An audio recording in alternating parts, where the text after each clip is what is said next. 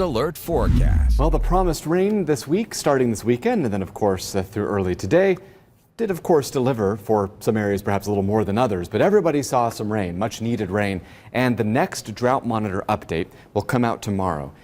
We'll see how much, really, if any major changes occurred. Typically what happens is the report is made out on like Tuesday, and then you get the details on Thursday. So this very heavy rain that moved through yesterday may not actually be included in tomorrow's drought monitor reports. That's just one thing to note. However, some of that heavy rain over the weekend will certainly be included in the severe drought areas that, of course, were impacted by the most recent drought monitor. So that'll be interesting to kind of see what changes, if any, we notice.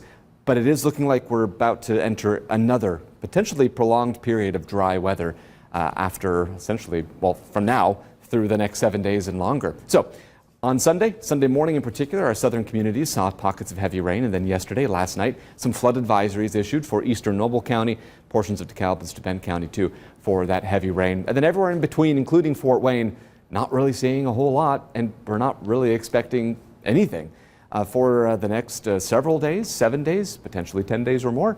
Future Track does show, though, that tomorrow morning will start off with a little bit of cloud cover and potentially fog before we see some clearing and sunshine. Fog tracker indicates that we'll see some, I would say, moderately dense fog in some places like northwest Ohio, our far northern communities. These are areas that, of course, saw some of that heavy rain last night.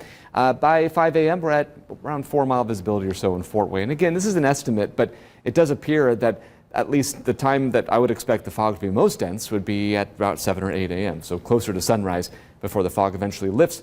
And then Friday morning, potentially becoming an even foggier morning by 5, 6, 7 a.m., we could see the visibility down to around a quarter mile or less.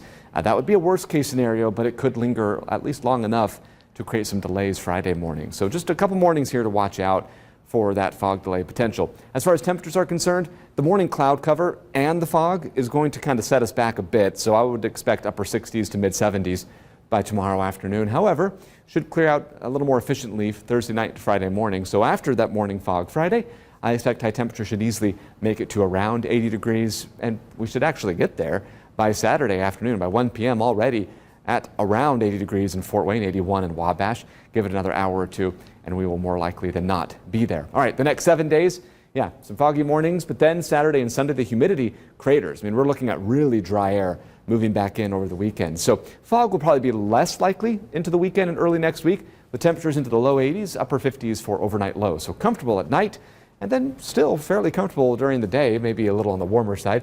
81 on Monday, 80 degrees on Tuesday. Wednesday, we'll see high temperatures into the upper 70s. Again, low temperatures will be in the mid 50s or so. The first day of October is Wednesday, and we're likely going to start that new month with partly sunny skies, highs right around 80 degrees.